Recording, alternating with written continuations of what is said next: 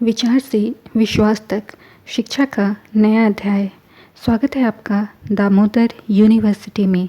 From thought to believe a new chapter of education. Welcome to Damodar University. Hey everyone, मैं स्मृति झा, आपकी digital mentor. आज की class में हम अपने एक्सप्लोरेशन बुक के क्लास 9th का जो एक्सप्लोरेशन बुक है उसके चैप्टर नंबर 1 को कवर करेंगे।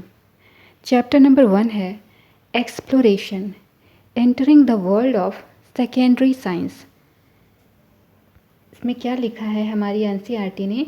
सबसे पहले ये डायग्राम, ये जो पिक्चर है, इस पिक्चर में आपको 3 स्टूडेंट्स दिख रहे हैं। एक के पास में आपके पास में कुछ, तीनों के पास में कुछ कुछ इंस्ट्रूमेंट्स अवेलेबल हैं। इसके बारे में भी इस चैप्टर में बतलाया गया है।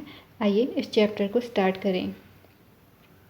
In the middle stage, science invited you to be curious and observe the world closely, to ask questions and to find out how things work।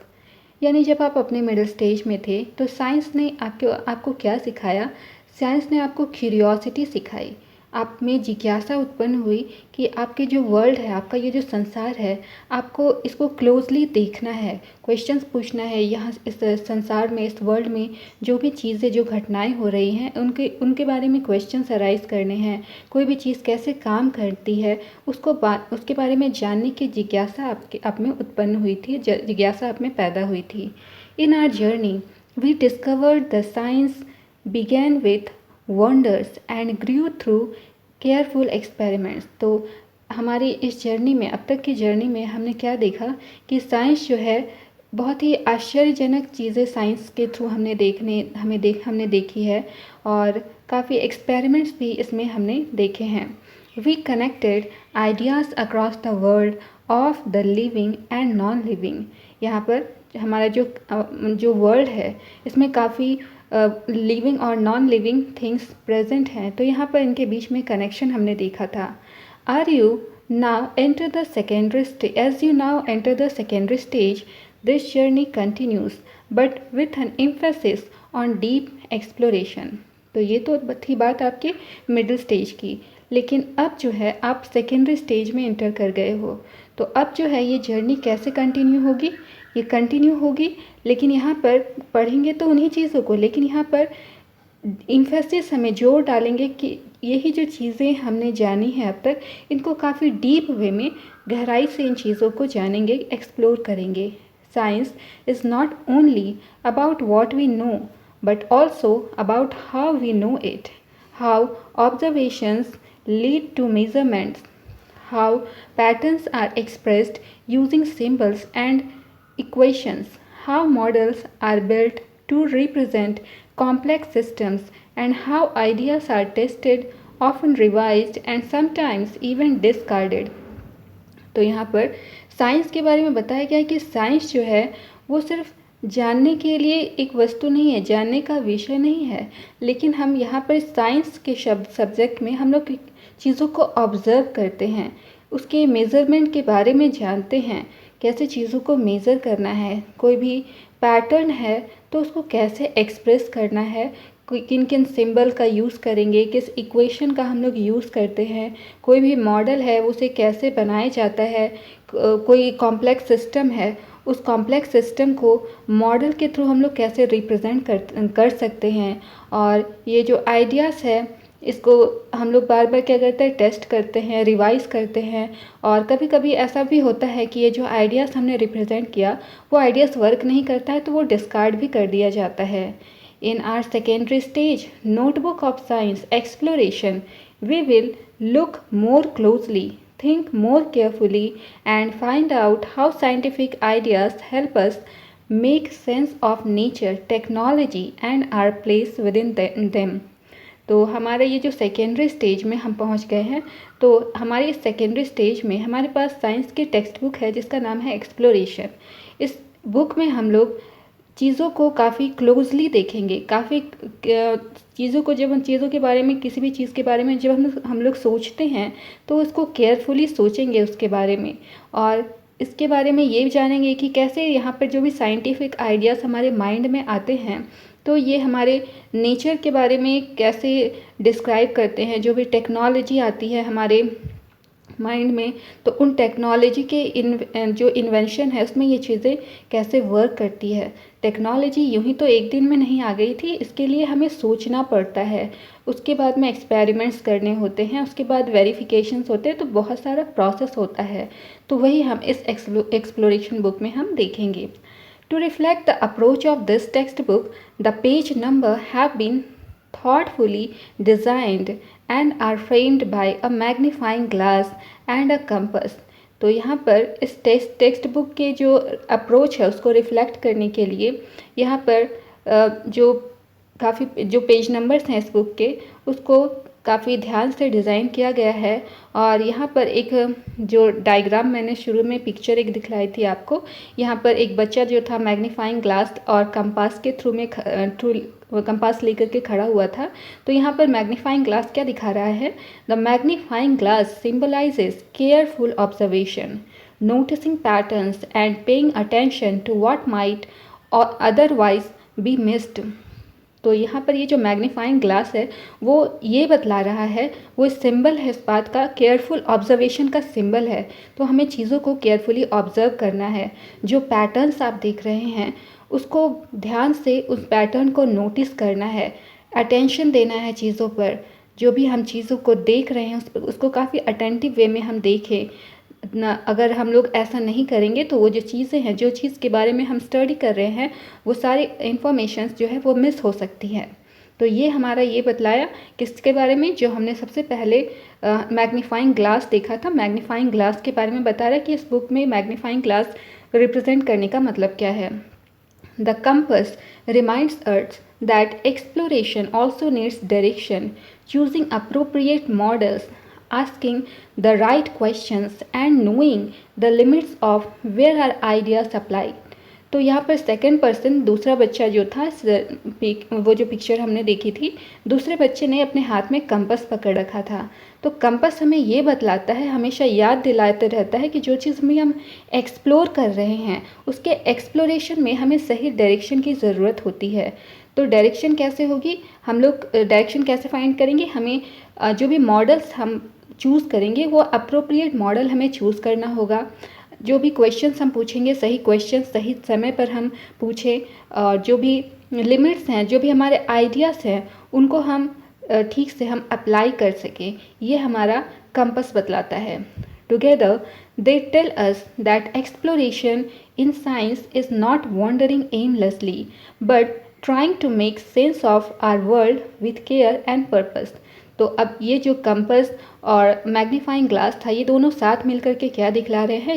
ये बतला रहे हैं कि साइंस में जब हम एक्सप्लोर करते हैं चीज़ों को, तो इसका मतलब होता है कि बिना किसी एम के हम इधर उधर भटक नहीं रहे हैं। हम जब भी घूम रहे हैं, वंडर कर रहे हैं, किसी चीज़ को ढूंढ रहे हैं, तो हमारा कुछ ना कुछ एम होता है। और हमारा इस वर्ल्ड में जो भी चीज़ों को हम एक्सप्लोर करना चाहते हैं, तो वहाँ पर किसी न किसी पर्पस से हम वंडर करते हैं ताकि हम चीज़ों के बारे में जानकारी गेन कर सकें। The natural world is complex and studying it in full detail is often impossible. तो यहाँ हमारे जो नेचुरल वर्ल्ड है ये काफ़ी कॉम्प्लेक्स है और इसको पूरे डिटेल में पढ़ पाना, जान पाना लगभग इम्पॉसिबल है। हमारी लाइफ जो है बहुत छोटी सी है, इसलिए इसके बारे में पूरा स्टडी कर पाना लगभग इम्पॉसिबल है। To make sense of this complexity science uses models. तो इस कॉम्प्लेक्सिटी को सॉल्व करने के लिए साइंस जो है मॉडल्स को यूज़ करता है। These are simplified ways of looking at real systems that focus only on what is most important for a given question. तो जब हम मॉडल्स का यूज़ करते हैं तो यहाँ पर जो मॉडल को यूज़ करने से ये जो रियल सिस्टम है वो काफ़ी सिंप्लीफाई हो जाता है और हम चीज़ों पर फोकस कर पाते हैं। जो हमारे लिए इम्पॉर्टेंट है उन चीज़ों पर हम लोग इजीली फोकस कर पाते हैं। जो भी क्वेश्चंस हमारे माइंड में आते हैं उन क्वेश्चन का इजीली हम सॉल्यूशन ढूंढ पाते हैं। In physics, a moving car may be represented as a single point, while in chemistry, atoms and molecules are drawn as spheres and bonds. तो फिज़िक्स की बात करें तो फिज़िक्स में एक मूविंग कार को अगर आपको रिप्रेजेंट करना है तो एक सिंगल पॉइंट से हम लोग उसको रिप्रेजेंट कर देते हैं। वहीं केमिस्ट्री की बात करें तो एटम और मॉलिक्यूल को रिप्रेजेंट करने के लिए हम लोग एटम को स्फेयर से रिप्रेजेंट करते हैं और एटम मॉलिक्यूल को मतलब स्फेयर और बॉन्ड के थ्रू हम लोग उसको रिप्रेजेंट करते हैं। In biology, cells are shown as diagrams highlighting key parts, and in earth science, the earth may be treated as a smooth sphere layered into distinct regions. तो biology की बात करें तो बायोलॉजी में सेल को diagram के through show किया जाता है, जहाँ पर की पार्ट्स को उसके जो की पार्ट्स होते हैं उनको हाईलाइट किया जाता है। वहीं अर्थ साइंस की बात करें तो अर्थ को एक स्मूथ स्फेयर की तरह हम लोग ट्रीट करते हैं वहाँ पर उसके डिस्टिंक्ट रीजन्स को देखने के लिए। Building such models involves making assumptions and deliberately ignoring certain details. तो इस तरह के जो छोटे छोटे हम मॉडल्स बनाते हैं, यहाँ पर कुछ अजम्पशंस के थ्रू हम लोग वर्क करते हैं और जानबूझ करके बहुत सारे डिटेल्स को हम लोग इग्नोर करके चलते हैं। For example, when studying the motion of falling object, air resistance may be neglected to understand the basic effect of gravity. Example यहाँ पर दिया है कि जब हम कोई भी ऑब्जेक्ट के बारे में स्टडी कर रहे हैं, उस ऑब्जेक्ट के मोशन के बारे में स्टडी कर रहे हैं, जो ऑब्जेक्ट है वो ऊपर से गिर रहा है, तो उस टाइम हम लोग एयर के रेजिस्टेंस को नेग्लेक्ट करते हैं ताकि हम ग्रेविटी के बेसिक इफ़ेक्ट को समझ सकें। In biology, when studying how the heart pumps blood, many individual cells are ignored so that the organ can be understood as a functioning system. तो बायोलॉजी की बात करें तो बायोलॉजी में जब हम लोग हार्ट की स्टडी करते हैं जो कि ब्लड को पंप करता है, तो उस टाइम हम लोग बहुत सारे इंडिविजुअल अलग अलग जो सेल्स होते हैं उसको इग्नोर करके चलते हैं, ताकि हार्ट के बारे में अगर हम लोग पढ़ रहे हैं तो उसी की फंक्शनिंग के बारे में हम लोग अच्छे से समझ सकें। Remember that these choices are not mistakes, they are done on purpose to keep things simple enough but still allow us to find answers to what we are looking for. तो ध्यान रखेंगे कि यहाँ पर ये जो चॉइसेस हम लोग चूज़ करते हैं, यानी कि चीज़ों को जो नेग्लेक्ट करते हैं, ये एक तरह की कोई गलती नहीं है, ये एक पर्पस के लिए ही काम किया जाता है ताकि हम लोग चीज़ों को सिंपल वे में समझ सकें। जो भी क्वेश्चंस हमारे माइंड में हैं उनके आंसर्स हम लोग आसानी से ढूंढ सकें, इसलिए ऐसा किया जाता है। अब हमारे पास में एग्जाम्पल 1.1 है, अ क्रिकेट शॉट। इसमें क्रिकेट के शॉट के बारे में बताया गया है। Think of a cricket ball being hit for a 6. You want to make a simple model. What details would you include? What would you ignore? तो आप सोचिए कि एक क्रिकेट बॉल है जिसको कि 6 मारने के लिए हिट किया गया है, बॉल को इस तरह से हिट किया गया ताकि छक्का लग जाए। आप इसका एक सिंपल मॉडल बनाना चाहते हैं, तो इसमें आप क्या डिटेल इंक्लूड करेंगे और क्या इग्नोर करेंगे?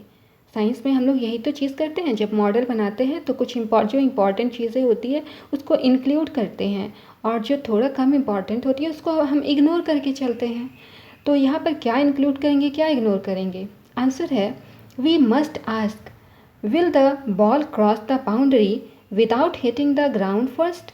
तो इसका क्वेश्चन का जो आंसर है, मॉडल बनाने से पहले हमारे पास में सबसे पहले हमें ये जानना होगा कि ये जब यहाँ पर 6 मारा गया तो वहाँ पर जो बॉल है वो बाउंड्री पर जो बाउंड्री को बिना हिट किए सब ग्राउंड पे फर्स्ट में सबसे पहले आई या फिर डायरेक्ट वो बाउंड्री को क्रॉस कर गई। For this thing like the brand of bat, the colour of the ball, the amount of grass on the field will make no difference.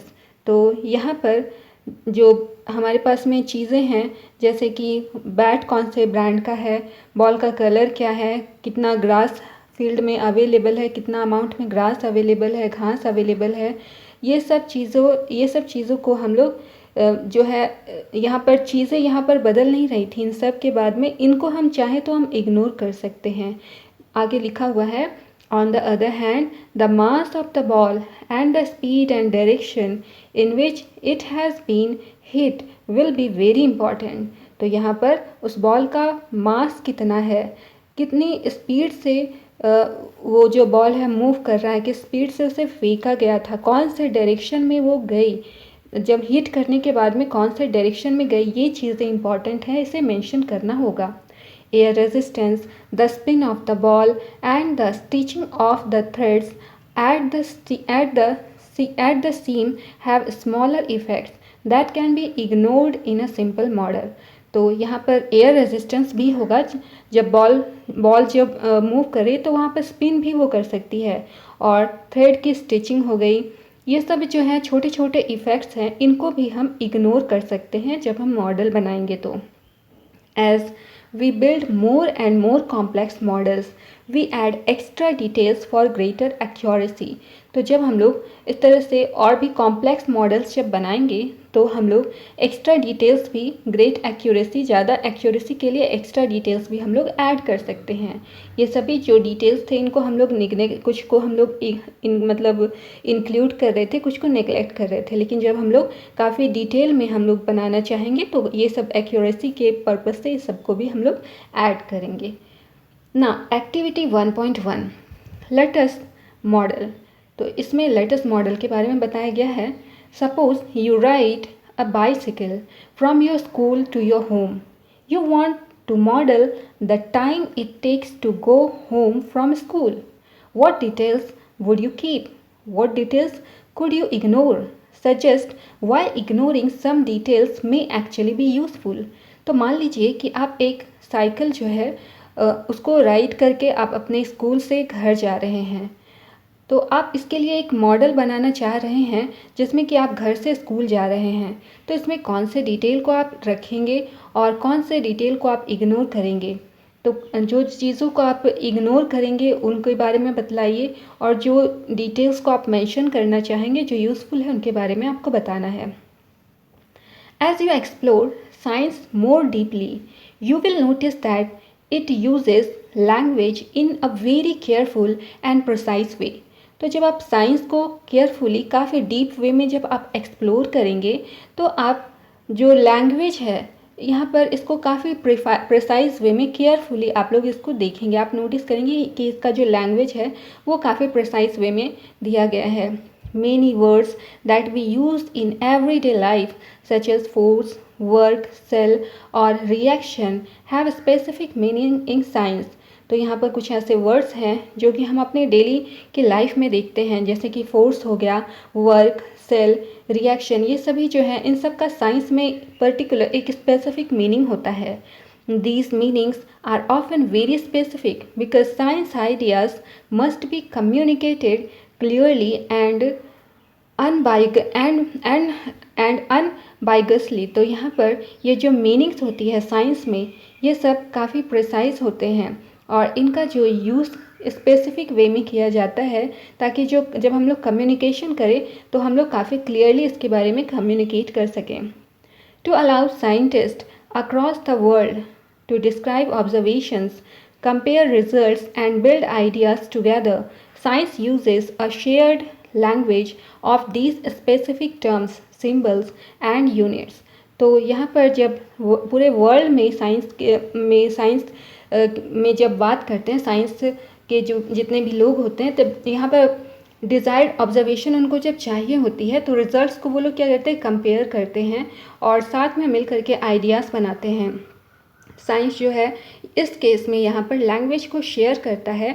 यहाँ पर ये जो स्पेसिफिक टर्म्स होते हैं उनको यहाँ पर आपस में ये लोग शेयर करते हैं, सिंबल्स होते हैं, यूनिट्स होते हैं, ये सभी स्पेसिफिक साइंस में यूज़ होते हैं और लोग आपस में आसानी से बात कर सके इसलिए इसका यूज़ करते हैं। कोई भी इन्वेंशन हो रहा है तो वहाँ पर ये चीज़ें आसानी से यूज़ हो सकती हैं ताकि सबको समझ में आ जाए। Quantities such as mass, velocity, force and electric current are represented by symbol like m, v, f and I, each associated with a definite unit। तो यहाँ पर कुछ quantities हैं जैसे है mass, मास के लिए सिंबल का यूज़ होता है, एम सिंबल यूज़ करते हैं। वेलोसिटी के लिए वी सिंबल यूज़ करते हैं। फोर्स के लिए एफ जो है सिंबल का यूज़ करते हैं। वैसे इलेक्ट्रिक करंट है, ये इसके लिए आई सिंबल का यूज़ करते हैं। और ये सभी जो है यूनिवर्सली एक्सेप्टेड सिंबल्स हैं, इन सब का यूज़ किया जाता है साइंस में। To make this even more precise, science often turns to mathematics to allow relationships between quantities to be expressed clearly and tested carefully। तो यहाँ पर बतलाया गया है कि साइंस को काफ़ी प्रिसाइज वे में जब हम लोग स्टडी करते हैं तो साइंस और मैथमेटिक्स में एक अच्छा रिलेशनशिप होता है। यहाँ पे जो क्वांटिटीज़ है इसको क्लियरली हम लोग मैथमेटिक्स की हेल्प से क्लियरली हम लोग टेस्ट कर पाते हैं, एक्सप्रेस कर पाते हैं काफ़ी केयरफुल वे में। This can sometimes feel challenging, but it is important to remember that mathematics in science is not meant to be hurdle। तो ये कभी कभी क्या होता है कि ये चैलेंज हो जाता है साइंस और मैथमेटिक्स वाला, लेकिन ये बात आपको ध्यान में रखना होगा कि जो मैथमेटिक्स है और मैथमेटिक्स का यूज़ साइंस में एक हर्डल की तरह नहीं है। ये इसके लिए एक इम्पॉर्टेंट जो काफ़ी इम्पॉर्टेंट वे में इसके लिए वर्क करता है। Instead, it is a language that helps us think more clearly about the world। तो मैथमेटिक्स के बारे में यहाँ पर बता रहा है कि ये एक लैंग्वेज है जो कि पूरे संसार को समझने के लिए, काफ़ी क्लियर वे में समझने के लिए हमारी हेल्प करता है। An equation is not just a calculation tool, it is a compact statement about how certain things are related। तो जब आप इक्वेशन लिखते हैं तो यहाँ पर इक्वेशन सिर्फ एक कैलकुलेशन टूल नहीं है। मैथमेटिक्स की बात करें तो यहाँ पर एक टूल की तरह ये काम नहीं कर रहा है। ये एक कॉम्पैक्ट वे में एक स्टेटमेंट है जहाँ पर सर्टेन कुछ चीज़ें होती है जिसको कि जहाँ ये सभी चीज़ें एक दूसरे से रिलेटेड होती हैं। For example, describing motion using quantities such as distance, time and velocity allow us to answer questions about where an object will be at a later moment। तो यहाँ पर एक आपको अगर मोशन को डिस्क्राइब करना है कुछ क्वांटिटीज़ का यूज़ करके, जैसे क्वांटिटीज़ आपके पास में है डिस्टेंस, टाइम, वेलोसिटी, तो यहाँ पर जब आप क्वेश्चंस को आंसर करेंगे तो यहाँ पर ऑब्जेक्ट को जो है उसके मोमेंट के, उसके जो लेटर मोमेंट है उसके अकॉर्डिंग आप लोग यूज़ करेंगे। In the same way mathematical expressions are use to describe rates of chemical reactions, patterns of population growth and changes in energy within a system. तो यहाँ पर मैथमेटिक्स के बारे में बात कर रहा है, तो मैथमेटिकल एक्सप्रेशन जब लिखते हैं आप लोग तो इसका यूज़ क्या होता है, केमिकल रिएक्शंस को लिखने में, किस रेट से केमिकल रिएक्शन हो रहा है उसको डिस्क्राइब करने में इसका यूज़ किया जाता है। किस पॉपुलेशन का ग्रोथ आप लोग जब दिखलाते हैं तो चार्ट के थ्रू आप लोग दिखलाते हैं, तो कुछ नंबर्स का यूज़ करते हैं, वहाँ पर भी इसका यूज़ करते हैं। एनर्जी एक सिस्टम से दूसरे सिस्टम में जब चेंज होती है तो वहाँ पर कैसे कितने अमाउंट में चेंज हो रही है, वहाँ पे भी हम मैथमेटिक्स का यूज़ करते हैं। Learning to use mathematics in science does not mean memorising equation. यानी मैथमेटिक्स का यूज़ करना, साइंस में जब हम लोग मैथमेटिक्स का यूज़ करते हैं इसका मतलब ये नहीं है कि आप इक्वेशन को बैठ करके याद करेंगे। It means understanding the situation first, identifying relevant quantities, and then using mathematical relationships to reason carefully। तो इसका मतलब ये है कि जो सिचुएशन है, सबसे पहले आप सिचुएशन को समझेंगे, जो भी क्वांटिटीज़ है उसको आइडेंटिफाई करेंगे और उसके बाद में मैथमेटिकल रिलेशनशिप का यूज़ करके जो भी रीजंस है उसको केयरफुली आप लोग ऑब्जर्व करेंगे। In this way, mathematics becomes a powerful language for thinking, not just for finding numerical answers। तो इस तरीके से हम लोग देख पा रहे हैं कि मैथमेटिक्स जो है एक पावरफुल लैंग्वेज है, किस चीज़ के लिए, सोचने के लिए। सिर्फ न्यूमेरिकल के आंसर्स फाइंड करने के लिए इसका यूज़ नहीं किया जाता है, इसका यूज़ करके हम लोग चीज़ों को थिंक कर सकते हैं। If you focus first on understanding the situation and the quantities involved, equation will begin to feel less like obstacle and more like helpful guides in your exploration of science। तो अगर आप सबसे पहले जो भी प्रॉब्लम्स हैं उसको आप समझोगे, सिचुएशन जो आपके सामने दी गई है उसको समझोगे और उसके बाद में जो क्वांटिटीज़ उनमें इन्वॉल्व है उनके बारे में आपके पास में जानकारी होगी, तब आप इक्वेशन बनाएंगे और ये जो इक्वेशन है ये आपके लिए एक ऑब्स्टिकल की तरह काम एक ऑब्स्टिकल की तरह काम ना करके आपकी हेल्प करेगा। और ये इस तरह से हम अपने एक्सप्लोरेशन जो बुक है हमारा साइंस के एक्सप्लोरेशन में चीज़ों को हम लोग मैथमेटिक्स को हम लोग यूज़ करेंगे, आसानी से यूज़ कर पाएंगे। अब हमारे पास में ये जो बॉक्सेस हैं इसमें क्या लिखा है एक बार हम लोग इसको देख लेते हैं। सबसे पहले लास्ट पेज में हमारे पास में साइंटिस्ट के बारे में दिखाया था, मीट अ साइंटिस्ट। तो यहाँ पर एक साइंटिस्ट के बारे में आपके बारे में बतलाया गया है। यहाँ पर ये है Meghnad Saha on an Indian postage stamp. तो इनकी जो पिक्चर है ये इंडियन पोस्टेज स्टैम्प पर लगाई गई है। मेघनाद साहा, इनके बारे में क्या लिखा है, सिंप्लीफाइंग द स्टार्स, इन्होंने स्टार्स को सिंप्लीफाई किया था। Science often begin by ignoring details. तो सबसे पहले साइंस स्टार्ट ही कब हुआ था, सारे डिटेल्स को इग्नोर करके साइंस स्टार्ट हुआ था। When physicist Meghnad Saha studied the light from stars, he did not try to model every atom, every reaction or every movement inside a star। तो जब मेघनाद साहा ने स्टार्स के बारे में, स्टार्स से जो लाइट आती है उसके बारे में जब वो स्टडी कर रहे थे, तो जब उसके लिए उन्होंने मॉडल बनाया तो उस मॉडल में हर एक एटम, हर एक रिएक्शन, हर एक मूवमेंट जो स्टार में हो रही थी उनको उन्होंने रिकॉर्ड नहीं किया।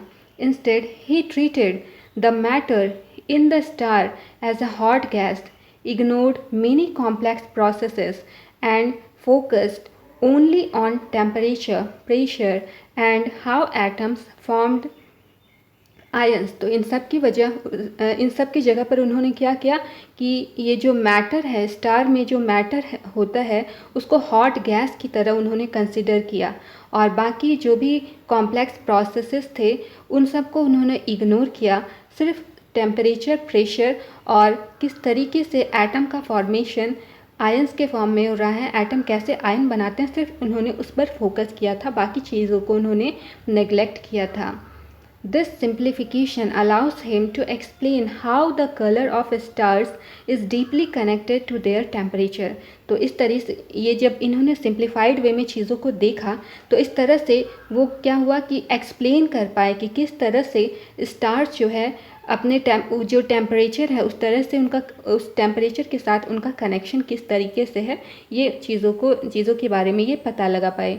तो हम लोग ऑलरेडी पढ़ चुके हैं कि साइंस में जब हम लोग मॉडल्स बनाते हैं तो बहुत सारी चीज़ों को हमें इग्नोर करना पड़ता है और जिस चीज़ के बारे में हमें स्पेशली जानना है उसके बारे में फोकस करना पड़ता है। तो वही इन्होंने भी किया था। नाउ इस बॉक्स में देखते हैं क्या लिखा हुआ है, threads of curiosity, why is the speed of light denoted by C. तो यहाँ पर इसके बारे में बता रहा है कि लाइट के स्पीड को हम सी से डिनोट करते हैं। अब तक हमने जाना है तो सी से क्यों डिनोट करते हैं ये बताया जा रहा है। Scientific symbol often comes from history and are based on international agreements, not necessarily abbreviations of convenience. तो साइंटिफिक सिंबल जो है ये हिस्ट्री से लिया जाता है और ये जो है इंटरनेशनल अग्रीमेंट पर बेस्ड होता है और जनरली ये एब्रिविएशन का यूज़ अपने कन्वीनियंस के लिए हम लोग यूज़ नहीं करते हैं, ये इंटरनेशनली एग्रीमेंट पर ये बेस्ड होता है। एग्जाम्पल आपके पास में है, for example the speed of light is usually denoted by the symbol C since it comes from the Latin word celeritas meaning speed. तो यहाँ पर एग्जाम्पल है कि स्पीड ऑफ लाइट को हम लोग सी से डिनोट करते हैं क्योंकि ये एक लैटिन वर्ड सिलेरियस से आया है जिसका मतलब होता है speed. Today the speed of light is one of the physical constant defined by exact 299792458 metre per second. तो आज की डेट में बात करें तो लाइट की स्पीड को एक फिजिकल कांस्टेंट कहा गया है जिसको 299792458 मीटर पर सेकेंड इसके बारे में इसको एग्जैक्टली इसकी वैल्यू बतलाई गई है। रेडी टू गो बियॉन्ड, यहाँ पर क्या लिखा है, एयरप्लेन फ्यूल मिस कैलकुलेशन। तो यहाँ पर जो एयरप्लेन होता है उसके जो फ्यूल है उसके बारे में बतलाया गया है। In a well known incident a passenger aircraft ran out of fuel mid flight due to a mix up in unit. तो एक इंसिडेंट ऐसा हुआ था जहाँ पर कि जो पैसेंजर थे एयरक्राफ्ट में, वो वहाँ पर जो फ्यूल थी, तो मिड फ्लाइट में फ्यूल जो है उसकी शॉर्टेज हो गई थी।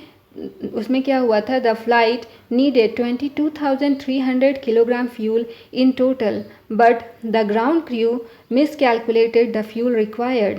तो फ्लाइट को कैरी ऑन करने के लिए 22,300 किलोग्राम फ्यूल की ज़रूरत थी, लेकिन जो ग्राउंड क्रू था उसको उन्होंने मिसकैलकुलेट किया। जितने फ्यूल्स की उनकी ज़रूरत थी वो मिसकैलकुलेट किए। कितना कैलकुलेट किए, since they used the density of fuel in pounds पर लीटर रादर दैन किलोग्राम पर लीटर। ऐसा इसलिए हुआ था क्योंकि उन्होंने जो डेंसिटी फ्यूल का था उसको किलोग्राम में मेज़र करने, किलोग्राम पर लीटर पर मेज़र करने की जगह उन्होंने पाउंड में मेज़र कर लिया था।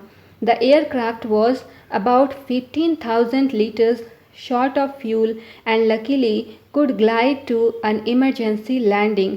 तो एयरक्राफ्ट में 15,000 लीटर फ्यूल की शॉर्टेज थी और लकीली जो था वो जो एयरक्राफ्ट था वो इमरजेंसी में उसकी लैंडिंग हो जाती है। Which damaged the aircraft through the air and were no casualties. तो यहाँ पर इस तरह से जो एयरक्राफ्ट था वो लैंड तो हो गया और उसमें किसी तरह का कोई भी कैजुअलिटीज़ नहीं देखने के लिए मिली। Pounds and kilograms are very different. Using standard units everywhere, avoid conversations and errors. तो पाउंड और किलोग्राम थोड़ी सी कैलकुलेशन मिस्टेक की वजह से इतनी समस्या हो गई, तो ध्यान रखेंगे कि पाउंड और किलोग्राम एक दूसरे से एकदम डिफरेंट यूनिट है। तो हम लोग इंटरनेशनली अभी भी जब यूज़ करते हैं तो ऐसा यूनिट का यूज़ हर एक जगह पर, किसी भी कॉन्वर्सेशंस में किसी तरह की एरर ना हो, तो इससे बचने के लिए हम लोग हर जगह पर SI यूनिट यानी स्टैंडर्ड यूनिट का यूज़ करते हैं। थ्रेड्स ऑफ क्यूरियोसिटी, इसमें क्या लिखा है, why is kilogram used everywhere. तो हर जगह पर किलोग्राम का यूज़ हम क्यों करते हैं। When we buy rice or vegetables, we expect a kilogram to mean the same amount everywhere. Imagine the confusion if we used different weights everywhere. Thankfully, measurements are based on agreed international standards, not local object or opinions. Standard units allow scientific results to be compared and ensure fairness in daily life and trade. तो जब हम लोग rice या फिर जो सब्जियां होती हैं जब हम लोग ख़रीदते हैं तो हम लोग वहाँ पर किलोग्राम में चीज़ों को ख़रीदते हैं। चीज़ों को जब हम लोग मेज़र करते हैं वहाँ पर तो उसे किलोग्राम में मेज़र करते हैं। हर जगह पर किलोग्राम में ही मेज़र किया जाता है। अगर हर जगह पर डिफरेंट वेट का यूज़ किया जाएगा तो काफ़ी कन्फ्यूज़न क्रिएट हो जाएगा। तो मेज़रमेंट जो होगा इस केस में काफ़ी परेशानी भरा हुआ होगा। इससे बचने के लिए हर जगह पर एक स्टैंडर्ड सिस्टम का यूज़ किया जाता है जो है किलोग्राम। तो ये इंटरनेशनल स्टैंडर्ड सिस्टम है जिसका यूज़ हम लोग करते हैं आज की डेट में। ये स्टैंडर्ड यूनिट है जो साइंटिफिक रिज़ल्ट को कहीं भी आप लेकर के जाओगे तो हर जगह उसका जो वेट है वो सब हर जगह पर सेम हो, इसलिए इसका हम लोग यूज़ करते हैं। चलिए अब आगे बढ़ते हैं। सारे जो बॉक्सेस थे हमने इसे कवर कर लिया। अब आगे बढ़ते हैं। As observations are repeated, measurement refined and ideas tested through experiments, we can organise our understanding of the world in a systematic way. तो जैसे यहाँ पर ऑब्जर्वेशंस को हम लोग जिस तरह से जब रिपीट करते हैं तो जो मेज़रमेंट्स होता है उसको रिफ़ाइन किया जाता है और जो आइडियाज़ है उसको एक्सपेरिमेंट के थ्रू हम लोग चेक करते हैं, ऑर्गेनाइज करते हैं, अंडरस्टैंड करते हैं और इन सबको काफ़ी सिस्टमैटिक वे में इन चीज़ों को हम स्टडी करते हैं। In the secondary stage, you will come across terms such as laws, theories and principles, terms that have a specific meaning in science. तो इस सेकेंडरी स्टेज में आप जब आ गए हैं तो यहाँ पर कुछ टर्म्स आप पढ़ेंगे जैसे कि लॉज, थियोरीज, प्रिंसिपल, ये सभी टर्म्स हैं। इन सब का साइंस में एक स्पेसिफिक मीनिंग होता है। A law usually describes a regular pattern observed in nature, often expressed using words or mathematical relationships. तो लॉ का मतलब होता है, लॉ जो होता है वो एक रेगुलर पैटर्न को डिस्क्राइब करता है। हमारा जो नेचर है उसमें रेगुलर पैटर्न्स होते हैं तो उन पैटर्न्स को डिस्क्राइब करता है लॉ। तो यहाँ पर ये जो लॉ है इसको मैथमेटिकल रिलेशनशिप भी कहा जाता है, दूसरे वर्ड में इसको मैथमेटिकल रिलेशनशिप भी कहा जाता है। इसके थ्रू भी चीज़ों को हम लोग ऑब्जर्व कर पाते हैं। For example, Newton's loss of motion explain the jerk felt when the bus stop suddenly. तो एग्जाम्पल आपके पास में दिया है कि न्यूटन्स लॉ ऑफ मोशन क्या बताता है कि कितना जर्क, जब बस जो था वो सडनली अचानक से स्टॉप हो गया तो कितना जर्क आपने फील किया है, वो ये बतलाता है। A theory goes a step further and provides an explanation of why those patterns occur, usually based on evidence gathered over time and available at that time। तो यहाँ पर जो ये थ्योरी थी, फर्दर एक्सप्लेनेशन के थ्रू हम इसको मतलब फर्दर एक्सप्लेन अगर हम लोग करें तो ये जो पैटर्न्स हैं ये क्यों अकर होते हैं। तो ये जो अकर होते हैं क्यों अकर होते हैं कि कुछ एविडेंस हमारे आसपास में जो अवेलेबल हैं, उस टाइम में जो एविडेंस अवेलेबल हैं उनको देख करके हम ये पैटर्न्स को एज्यूम करते हैं। For example, the atomic theory explains how molecules are formed. तो एग्जाम्पल आपके पास में दिया है कि एटॉमिक थ्योरी ये बतलाती है कि मॉलिक्यूल्स कैसे बनते हैं। प्रिंसिपल, ये थ्योरी के बारे में आपने जाना, थ्योरी क्या होता है इसके बारे में आपने जाना। इसके बाद में आप प्रिंसिपल देखेंगे। प्रिंसिपल क्या होता है? प्रिंसिपल वर्ड है, principles are broad ideas that help us make sense in a given situation. तो प्रिंसिपल का मतलब होता है कि प्रिंसिपल एक ब्रॉड आइडिया होता है, जिसका मतलब होता है कि जो भी आपके पास में सिचुएशन दी हुई है उसका आपके पास में कितना ब्रॉड आइडिया है। For example, the principle of conservation of energy being applied when climbing up the stairs. तो यहाँ पे एग्जाम्पल है कि principle of conservation of energy कहाँ पर अप्लाई किया जाता है? जब आप स्टेयर पर, सीढ़ियों पर जब आप चढ़ते हो तो यहाँ पर principle of conservation of energy को अप्लाई किया जाता है, ये प्रिंसिपल का यूज़ करते हैं। Do remember that in science, a theory does not mean a gauze or an untested idea. It is an explanation based on careful testing and critical examination. तो ध्यान रखेंगे कि साइंस में जब कोई भी थ्योरी को आप लोग पढ़ रहे हैं, इसका मतलब ये नहीं है कि ये किसी तरह का गेस है या कोई भी अनटेस्टेड आइडिया है। यहाँ पर जो चीज़ें आप पढ़ते हैं उसका एक्सप्लेनेशन एक क्रिटिकल, काफ़ी केयरफुल टेस्टिंग पर आधारित होता है। इसका जो भी चीज़ें आप पढ़ते हैं काफ़ी उसका क्रिटिकल एग्जामिनेशन किया जाता है, तब आप चीज़ों के बारे में जानते हैं। These ideas are always open to improvement and often change as new evidence becomes available. तो ये जो आइडियाज़ हैं ये हमेशा इम्प्रूवमेंट के लिए ओपन रहते हैं, इनका इम्प्रूवमेंट हमेशा इनमें इम्प्रूवमेंट होते रहता है, और जब इसमें आपके पास में जब नया एविडेंस मिल जाता है तब इस आइडियाज़ में चेंजेस आपको देखने के लिए मिलते हैं। दिस इज़ अ की feature of science that makes it reliable. तो ये साइंस का एक की फीचर है जिसकी वजह से साइंस जो है वो काफ़ी विश्वसनीय माना जाता है। One of the most remarkable strengths of science is its ability to make prediction. तो साइंस का एक सबसे बड़ा रिमार्केबल स्ट्रेंथ है, क्या ताकत है कि ये प्रेडिक्शन भी कर सकता है, पहले से बता सकता है कि क्या हो सकता है। When laws, theories and models are well established they allow us to anticipate what will happen under new और different conditions before we can perform an experiment, and in many cases even if we can not perform an experiment. तो जब laws, theories और models को अच्छा से establish किया जाता है तो इसकी वजह से हम लोग एंटिसिपेट कर पाते हैं, पहले से ही हम लोग बतला सकते हैं कि क्या होने वाला है। इन सब की वजह से क्या नया, आप डिफरेंट सिचुएशन में, आप जब डिफरेंट कंडीशन में रहोगे तो क्या नया कंडीशन आपके सामने आएगा। जो एक्सपेरिमेंट आप करोगे उस एक्सपेरिमेंट को आप जब कर रहे हैं तो उससे क्या आपको रिज़ल्ट मिलेगा, ये सब चीज़ें जो हैं आप पहले से ही बतला सकते हैं, प्रेडिक्ट कर सकते हैं। Using ideas about motion we can predict how far a kicked football will travel. Using knowledge of chemical reactions, we can estimate how much carbon dioxide will be produced or how soft a baked bread would be. Using biological principles, we can predict how one's breathing would change while running. तो यहाँ पर बतलाया गया है कि जब हम लोग मोशन के बारे में हमें आइडिया होता है तो हम बतला सकते हैं कि जब फुटबॉल को किक करेंगे तो वो कितनी दूर जाएगी।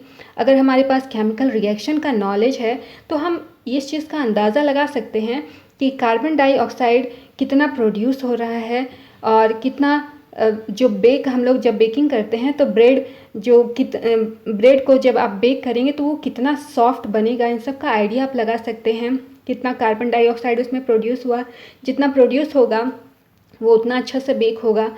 अगर बायोलॉजिकल प्रिंसिपल के बारे में हमारे पास में जानकारी है तो हम प्रेडिक्ट कर सकते हैं, हम अंदाज़ा लगा सकते हैं, ये बता सकते हैं कि जब हम लोग जब रन करते हैं, दौड़ते हैं, तो ब्रीदिंग में सांस जब हम लेते हैं उसमें कितना चेंज आया, ये हम बता सकते हैं।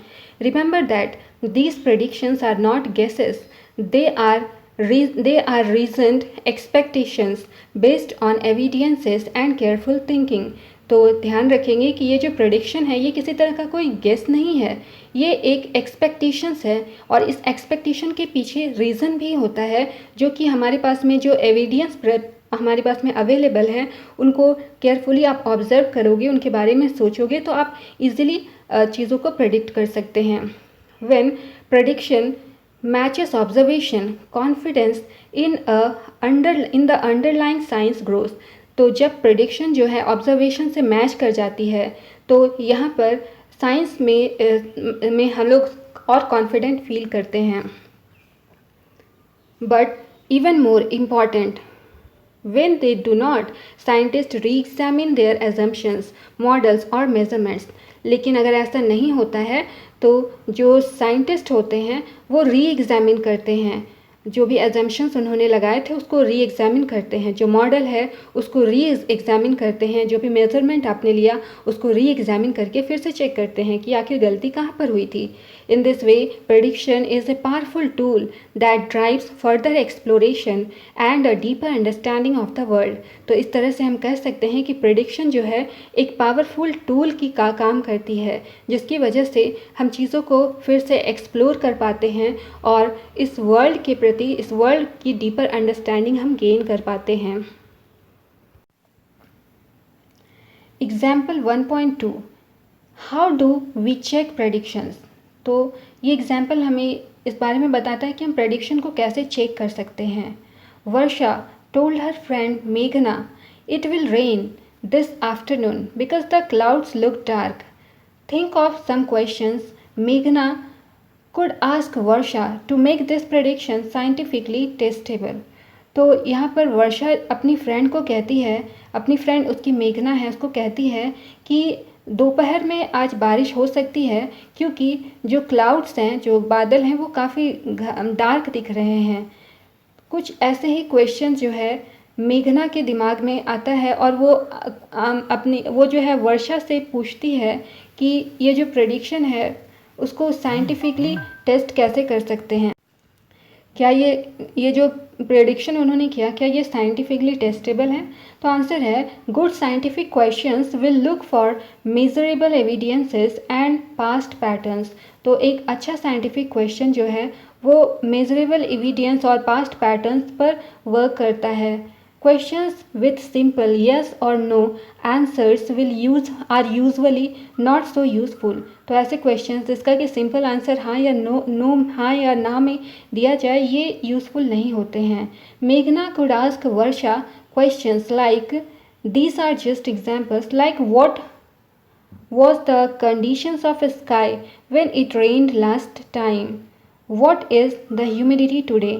तो मेघना को वर्षा से पूछना चाहिए, कुछ क्वेश्चंस इस तरीके के पूछने चाहिए, ये सिर्फ एग्जांपल दिए हुए हैं कि क्या जो कंडीशन है स्काई का उसका लास्ट टाइम जब रेन हुआ था, बारिश हुई थी, उस टाइम स्काई का कंडीशन क्या था। तो ह्यूमिडिटी, आज की ह्यूमिडिटी कितनी है, ये क्वेश्चंस होने चाहिए। Was it above 80% the last time it रेन्ड। तो क्या जो लास्ट टाइम पिछली बार जब बारिश हुई थी तो उस टाइम जो ह्यूमिडिटी थी उस टाइम 80% से ऊपर थी या ज़्यादा थी, ऊपर थी या कम थी, ये पूछना है। इस तरह के क्वेश्चंस पूछे जा सकते हैं। What is today's wind speed and direction, आज की विंड स्पीड कितनी है और उसका डायरेक्शन क्या है, ये क्वेश्चन हो सकता है। Is the temperature dropping like it did before the recent rains, तो ये जो टेम्परेचर है वो ड्रॉप हो रहा है, तो पहले बारिश हुई थी उस टाइम भी ऐसा ही हुआ था या नहीं हुआ था। Questions like these ask about measurable data and past patterns which go beyond more clouds look dark, तो इस तरह के जो क्वेश्चंस हैं ये जो पिछले पैटर्न्स पर आधारित हैं, उस पर आधारित क्वेश्चंस को हम लोग पूछ सकते हैं, उस पर आधारित क्वेश्चंस को पूछा जा सकता है। तो उस टाइम जब डार्क क्लाउड हुआ था, क्लाउड जो था वो डार्क दिख रहा था, तो उस टाइम ये सभी कंडीशंस हुए थे या नहीं हुए थे, उस पर आधारित क्वेश्चंस पूछे जाएंगे। Even the most successful scientific theories have limits and may fail when new conditions are explored or when measurement becomes more precise। तो अभी बहुत सारे साइंटिफिक थ्योरीज जो हैं उसकी भी अपनी लिमिट्स होती हैं, कभी कभी वो भी फेल हो जाते हैं जबकि नया कंडीशन देखने के लिए मिलता है, कुछ नया कंडीशन आ जाए, कुछ नया कंडीशन को आप एक्सप्लोर कर रहे हैं, तो इस केस में जो मेज़रमेंट है वो उतना प्रिसाइज नहीं हो पाता है। Such failures are not a weakness of science, in fact they are its greatest strength. तो इस तरह का जो फेलियर है ये साइंस का वीकनेस नहीं है, ये इसका ग्रेटेस्ट स्ट्रेंथ है। When predictions do not match observations, scientists do not reject ideas based on opinion or belief, but only on evidences।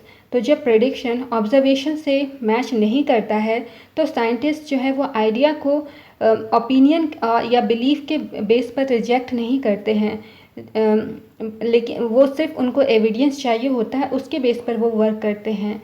No scientific theories is ever final and none is beyond question. तो कोई भी scientific theory जो है वो final नहीं होती है, question से परे नहीं होती है। This openness to being corrected by nature itself is what has allowed science to help us in understanding the world we live। तो ये जो ओपननेस है साइंस की, जहाँ पर चीज़ों को जो नेचर में चीज़ें घटते रहती है, घटनाएं होती हैं, उसको धीरे धीरे उसको फिर से करेक्शन का जो नेचर है, ये करेक्शन उसमें फिर से हो सकता है, तो साइंस इस चीज़ों को अलाउ करता है। इस वजह से हम लोग वर्ल्ड को अच्छे से अंडरस्टैंड कर पाते हैं, समझ पाते हैं। अब जो हमारे बॉक्सेस हैं इनमें जो चीज़ें लिखी हैं एक बार इन्हें हम रीड कर लेते हैं। यहाँ पर पॉज एंड पॉन्डर में लिखा हुआ है, think of a prediction you और your family made recently, for example the outcome of a cricket match. तो यहाँ पर कहा गया है कि आज मतलब कुछ प्रेडिक्शंस के बारे में आप सोचिए जहाँ पर आपने या आपकी फैमिली ने रिसेंटली कोई प्रेडिक्शन की हो। कुछ एग्जाम्पल भी आपके पास में दिया है कि क्रिकेट मैच चल रहा है, उसका आउटकम क्या होने वाला है, इसके बारे में प्रेडिक्शन आपने दिया होगा। Was it based on evidence and reasoning और मेनली ऑन गेस वर्क। तो वहाँ पे ये जो आपने प्रेडिक्शन किया था वो किसी एविडेंस, किसी सबूत के आधार पर किया था या कोई रीजनिंग थी या फिर एक गेस मारा था, तुक्का मारा था आपने। How can scientific thinking improve such prediction. तो यहाँ पर साइंटिफिक मतलब थिंकिंग इस प्रेडिक्शन को कैसे इम्प्रूव कर सकती है ये आपको बताना है। Ready to go beyond, why do weathers forecast sometimes go wrong. तो यहाँ पर पूछा गया है कि कभी कभी जो वेदर फॉरकास्ट होता है वो गलत क्यों हो जाता है। Weather depends on many changing factors such as temperature, pressure, humidity and wind. तो वेदर जो है, मौसम जो है वो बहुत सारे फैक्टर्स पर डिपेंड करता है, जैसे टेम्परेचर, प्रेशर, ह्यूमिडिटी, विंड, इन सब पर डिपेंड करता है। Weather forecasts use measurements and models, but very tiny differences in conditions can grow over time and lead to something completely different। तो वेदर फॉरकास्ट जो है ये मॉडल्स के मेज़रमेंट पर बेस्ड होता है। तो कभी कभी जो है कंडीशंस में थोड़ा बहुत जो है डिफरेंस देखने के लिए मिलता है। इस वजह से यहाँ पर कभी कभी जो है कंडीशन जो है थोड़ा बहुत डिफरेंट मिलता है, कभी कभी ऐसा भी होता है कि पूरा का पूरा कंडीशन ही डिफरेंट हो जाता है। तो एक मॉडल बना हुआ होता है, उस मॉडल पर वर्क करता है, तो चीज़ें उस मॉडल के अकॉर्डिंग आपको बतलाई जाती है। This is why forecasts are usually reliable for a few hours and even a few days, but less certain further into the future. तो यहाँ पर इसे बताया गया है कि यहाँ पर जो फॉरकास्ट होते हैं यूजुअली लगभग क्या होता है कि विश्वसनीय होते हैं। कुछ घंटों की बात की जाए तो कुछ घंटों के लिए आप उन पर भरोसा कर सकते हैं। इवन कभी कभी ऐसा होता है कि कुछ दिनों तक भी जो फॉरकास्ट आपको बतलाया गया है वो भी सही हो जाते हैं, लेकिन पूरा ज़िंदगी भर के लिए आप बात करोगे तो वो गलत हो सकता है। हर जगह पर ये वर्क नहीं कर सकता है, हर पूरा ज़िंदगी के लिए वर्क नहीं करेगा। ये चीज़ें चेंज होती रहती हैं। आज मॉडल ये यूज़ हो रहा है तो इसके अकॉर्डिंग ये वर्क कर रहा है। इन फ्यूचर कोई और मॉडल का पर चीज़ें बेस्ड होंगी तो वहाँ कुछ और रिजल्ट आपको मिल सकता है। Threads of curiosity, checking viral claims on social media, is eating food harmful during an eclipse. तो यहाँ पर एक वायरल क्वेश्चन है यहाँ पर जो सोशल मीडिया पर छाया हुआ रहता है कि जब एक्लिप्स लगता है, ग्रहण लगता है, तो वहाँ पर उस टाइम में खाना खाना ये हमारे लिए हार्मफुल है या नहीं है। A commonly circulated claim is that food should not be eaten during an eclipse because it becomes harmful। तो यहाँ पर एक कॉमनली सर्कुलेटेड क्लेम है कि जब ग्रहण लगता है, इक्लिप्स लगता है, तो उस टाइम जब हम लोग जो खाना होता है, खाना को हमें नहीं खाना चाहिए क्योंकि ये हमारे लिए हानिकारक होता है। Disproof comes from asking simple scientific questions. An eclipse is just a play of shadow. लेकिन साइंस कहता है कि इक्लिप्स जो है वो सिर्फ एक शैडो का खेल है। Why physical changes occur during an Eclipse.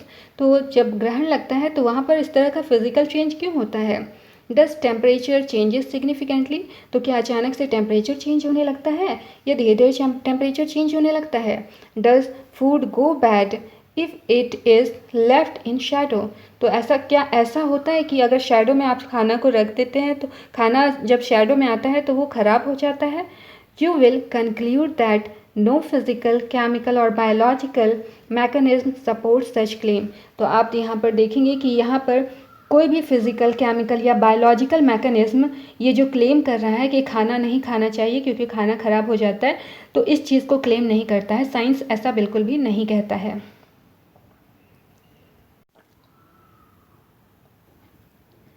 As you continue your journey through science in grade 9 and 10, you will gradually develop habits of thinking that are useful far beyond the classroom। तो जब आप अपनी journey को class 9th और 10th में continue करेंगे तो आप धीरे धीरे आपकी जो सोचने की जो हैबिट है, आदत है, वो क्लासरूम से बाहर भी आप चीज़ों को सोच सकते हैं कि चीज़ें कैसे होती होंगी। A helpful strategy is to first understand the situation being studied, then identify the quantities that matter, and finally make a rough estimate to check whether an answer makes sense।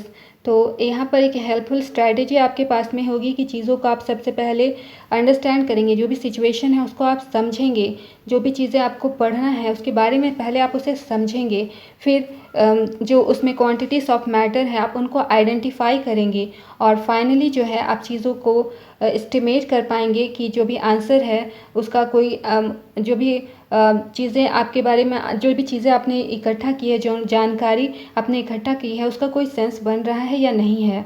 Exact values are not always necessary especially in the early stages of reasoning. तो जब आप reasoning के early stage में रहेंगे तो यहाँ पर exact value हमेशा आ जाए ये ज़रूरी नहीं होता है।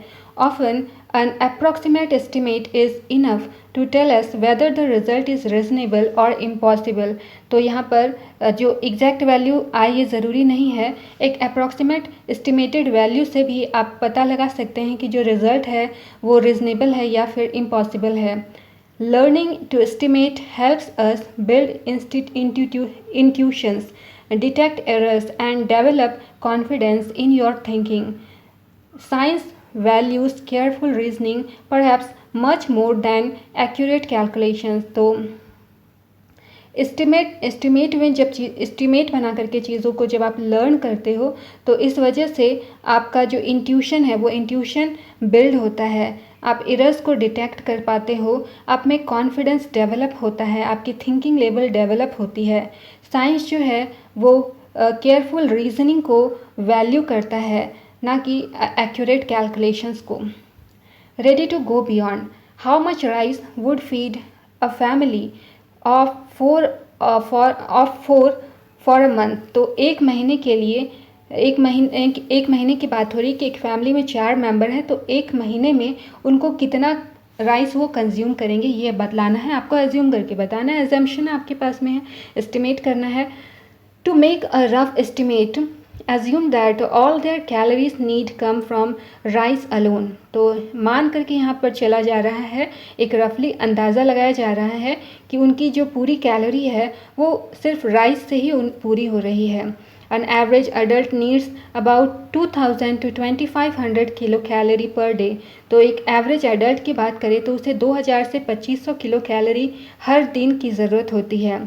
Find out how many calories 100 gram of uncooked rice provides when cooked and use this to estimate the daily requirement for the family।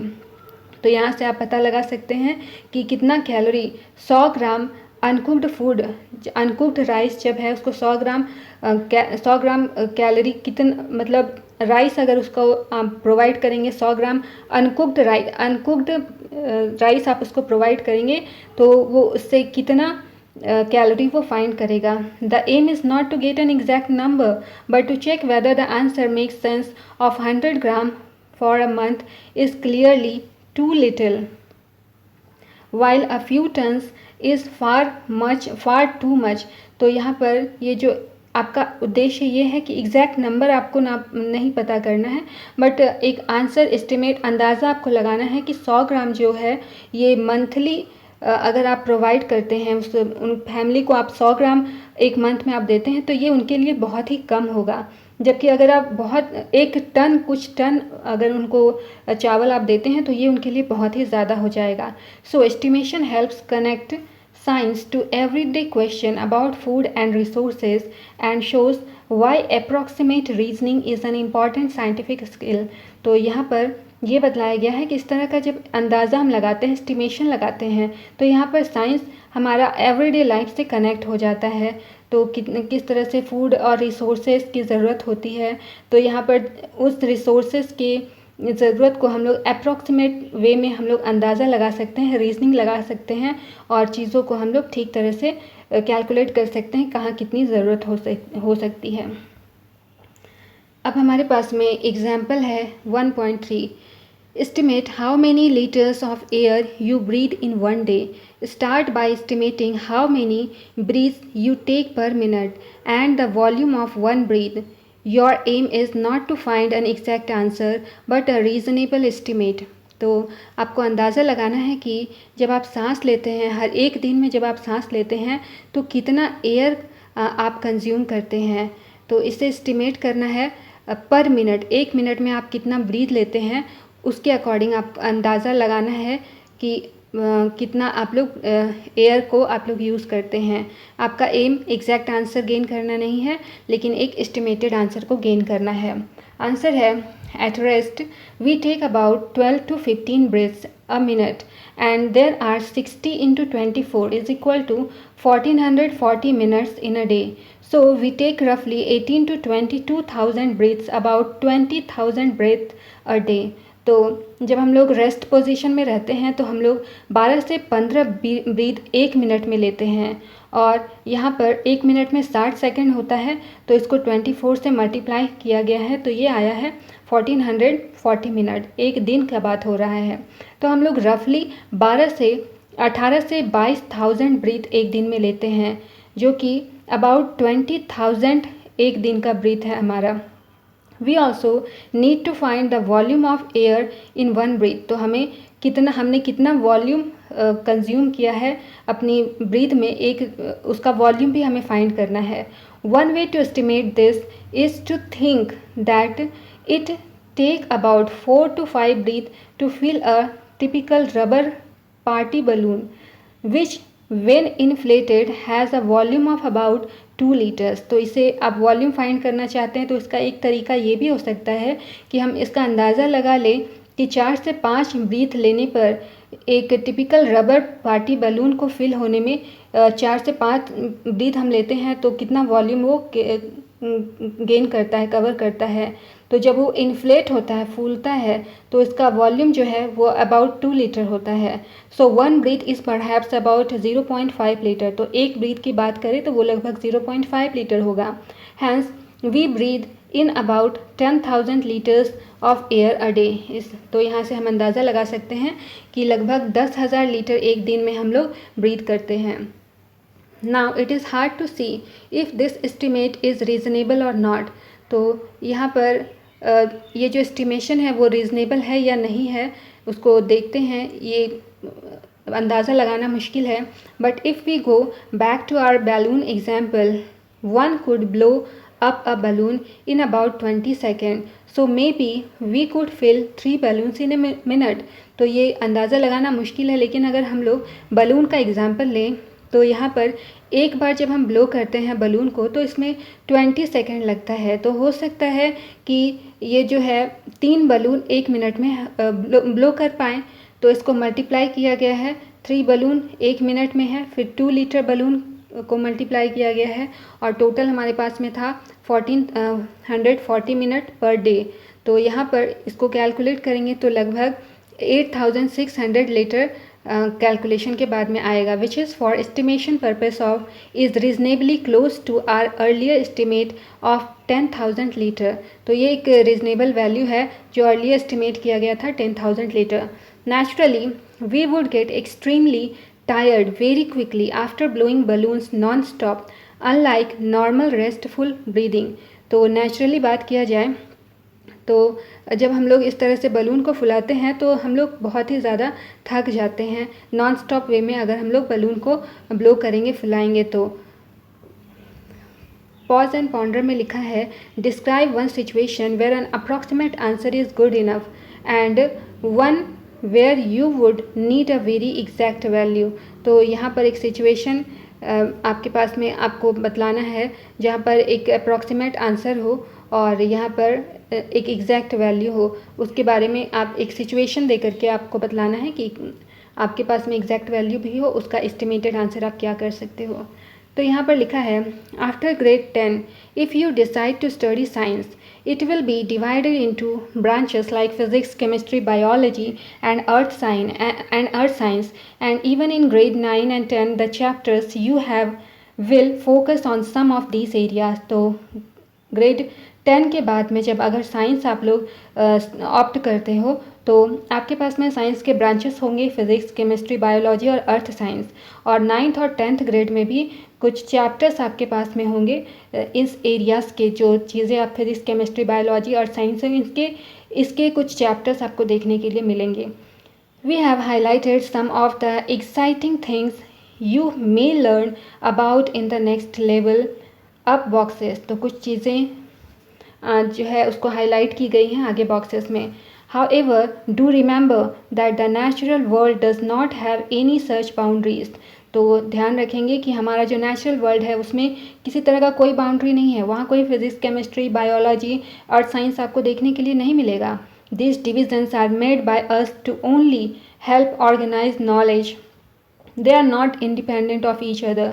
तो ये जो डिविज़न्स है हमें सिर्फ नॉलेज को हम ऑर्गेनाइज्ड वे में गेन कर सकें, इस वजह से हम लोग यहाँ पर ये डिविज़न्स को देखते हैं, इस वजह से इन्हें हम डिवाइड करके पढ़ते हैं। ये एक दूसरे पर इंडिपेंडेंट भी नहीं है। Most of the real world problems today, such as understanding climate changes, developing medicines, or designing sustainable technologies, require ideas for several disciplines together। तो यहाँ पर लिखा है कि ये जो यहाँ पर मोस्ट रियल वर्ल्ड की बात करें तो रियल वर्ल्ड में जो प्रॉब्लम आपको देखने के लिए मिलती है, जैसे कि क्लाइमेट चेंजेस देखने के लिए मिलती हैं, मेडिसिन जो है उनको डेवलप किया जाता है, टेक्नोलॉजीज, सस्टेनेबल टेक्नोलॉजीज़ की डिज़ाइनिंग होती है। तो यहाँ पर कुछ आइडियाज़ की ज़रूरत होती है और इन आइडियाज़ को सर्टेन डिसिप्लिन में के साथ में डिसिप्लिन के साथ में आप वर्क करेंगे तो ये वर्क करेंगे। Since science also connect naturally with mathematics, technology, arts and social science। तो साइंस जो है वो मैथमेटिक्स, टेक्नोलॉजी, आर्ट्स और सोशल साइंस के साथ में भी कनेक्टेड है। To make sense of world fully. We need to connect multiple ways of knowing and expressing ideas, each enriching the other. तो अगर हम लोग पूरे वर्ल्ड को समझना चाहते हैं तो हमें इन चीज़ों को कनेक्ट करके पढ़ना पड़ेगा। जो भी चीज़ें, जो भी आइडियाज़ हैं, उन सबको कनेक्ट करके पढ़ना पड़ेगा। पॉज एंड पॉन्डर, यहाँ लिखा है choose a real life object, may be a pressure cooker और अ मोबाइल फ़ोन, और a problem may be a traffic jam near your school. Make a sketch listing what kind of ideas from physics, chemistry, biology, earth science or mathematics are involved. So show how at least two branches of science connect in your example. तो यहाँ पर एक real life object को आपको consider करके चलना है। ये आपका प्रेशर कुकर हो सकता है, आपका मोबाइल फ़ोन हो सकता है, या फिर एक समस्या आपके सामने में है कि एक ट्रैफिक जाम आपके पास में, आपके स्कूल के पास में कोई ट्रैफिक जाम लग गया है। तो इन सब का आपको स्केच बनाना है कि और स्केच जब आप बनाओगे तो उसमें कैसे, कहाँ पर फिज़िक्स इन्वॉल्व हो रहा है, कहाँ पर केमिस्ट्री इन्वॉल्व हो रहा है, कहाँ पर बायोलॉजी, कहाँ अर्थ साइंस, मैथमेटिक्स, इन सब को इन्वॉल्व करके आपको एक स्केच प्रिपेयर करना है। तो यहाँ पर ये भी बतलाना है कि किस तरह से साइंस के दो ब्रांचेस एक दूसरे से कनेक्ट होकर के इन सब से ओवरकम होने में हेल्प करते हैं, एक दूसरे की हेल्प करते हैं।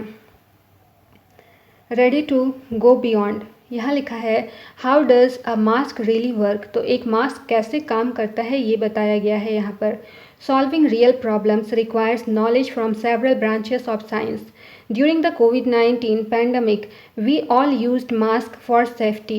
Understanding how a mask works requires concepts from physics, particle motion and electrostatic attraction, chemistry, properties of polymer fibers, biology, size and behavior of viruses, and mathematics, modeling airflow and filtration efficiency.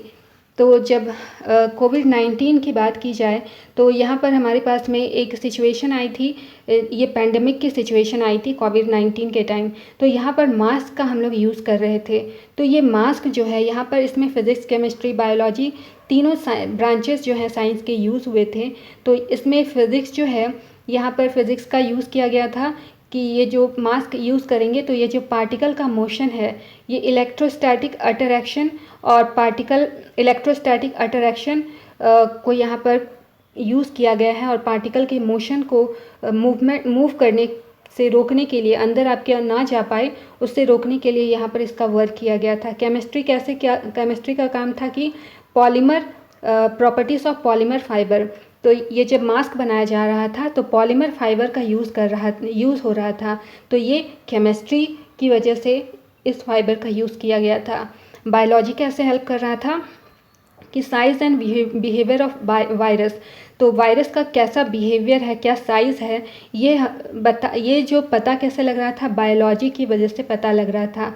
और mathematics क्या बता रहा था, modelling air flow, air कैसे flow कर रहा है ये बतला रहा था, कितनी मात्रा में फ़्लो कर रहा है, फिल्टरेशन की इफ़िशियंसी क्या है, ये सब चीज़ें मैथमेटिक्स बता रहा था। तो इस तरह से ये सारे ब्रांचेस को इन्वॉल्व किया गया था सिर्फ एक मास्क के लिए। Finally, as we have mentioned in every textbook, science is not just a collection of facts, equations or experiments. तो हम लोग हर एक टेक्स्ट बुक में ये बात लिखी होती है कि साइंस जो है ये सिर्फ एक फैक्ट का कलेक्शन नहीं है, या फिर इक्वेशन का कलेक्शन नहीं है, या फिर एक्सपेरिमेंट का कलेक्शन नहीं है। It is a human activity shaped by curiosity, creativity, collaboration and careful questioning. तो साइंस क्या है, तो साइंस एक ह्यूमन एक्टिविटी है जो कि क्यूरियोसिटी, जिज्ञासा की वजह से उत्पन्न हुआ है। आप में कितनी क्रिएटिविटी है, कैसे आप कोलैबोरेट कर सकते हो एक दूसरे के साथ में, केयरफुल वे में कैसे क्वेश्चन कर सकते हो, ये हमारा साइंस है। It grows as people ask questions, test ideas, share result and learn from mistakes. तो साइंस कैसे ग्रो करता है, जब लोग क्वेश्चंस पूछते हैं, अपनी आइडियाज़ को टेस्ट करते हैं, जो रिज़ल्ट आया उसको शेयर करते हैं और अपनी गलतियों से सीखते हैं, तब साइंस जो है वो ग्रो करता है। Science develops over time through the work of many individuals across different cultures and generations. तो साइंस जो है समय के साथ में धीरे धीरे डेवलप कर रहा है, और यहाँ पर जो भी अब इंडिविजुअल्स हैं डिफरेंट डिफरेंट कल्चर्स और जनरेशन्स में ये धीरे धीरे ग्रो कर रहा है। Even if you do not choose to study science beyond grade 10, scientific thinking will be very important in whatever you do। तो जब अगर आप क्लास 9 क्लास 10th ग्रेड के बाद अगर आप साइंस ऑप्ट नहीं भी करते हो, तो भी जो आपका थिंकिंग लेवल है वो आपका डेवलप हो जाएगा। किस तरीके से आप चीज़ों को सोचते हो, कैसे आप रिएक्ट करते हो, साइंस उसमें आपकी हेल्प करेगा।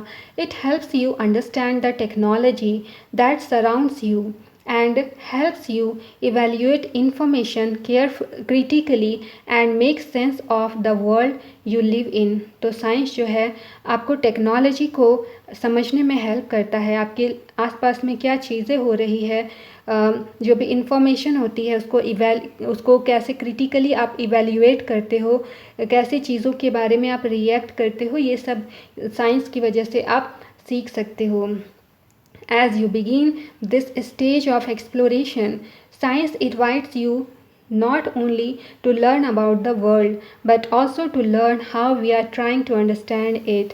तो यहाँ पर लिखा है कि जब आप एक्सप्लोरेशन की स्टेज में आते हो तो साइंस जो है आपको वर्ल्ड के बारे में और ज़्यादा जानने के लिए प्रेरित करता है, और ज़्यादा जानने के लिए उत्सुकता आप में पैदा करता है। और यहाँ पर चीज़ों को आप कैसे समझ सकते हो, कैसे वर्क कर सकते हो, साइंस इसमें आपकी हेल्प करता है। Embark on your journey of discovery, looking carefully through the magnifying glass and evidence and guided by the compass of curiosity, happy exploring। तो यहाँ पर लिखा है कि आप अपनी जर्नी, डिस्कवरी की जो जर्नी है आप उसको स्टार्ट कीजिए, चीज़ों को केयरफुली मैग्नीफाइंग ग्लास से आप देखिए, जो भी एविडेंस हैं उनको कंपस के थ्रू क्यूरियोसिटी के साथ में आप चीज़ों को देखिए। कंपस क्यूरियोसिटी को बतला रहा था, जैसा हमने पहले स्टार्टिंग में ही देखा था। तो चीज़ों को, साइंस को आप क्यूरियोसिटी के साथ देखिए, पढ़िए, डिस्कवर कीजिए और इस बुक को, इस चैप्टर को एंजॉय कीजिए। तो ये था हमारा आज का चैप्टर। मिलते हैं अगले क्लास में एक नए चैप्टर के साथ में। तब तक साइंस को पढ़ते रहिए, एक्सप्लोर करते रहिए। Thank you for watching the video. See you soon, bye bye.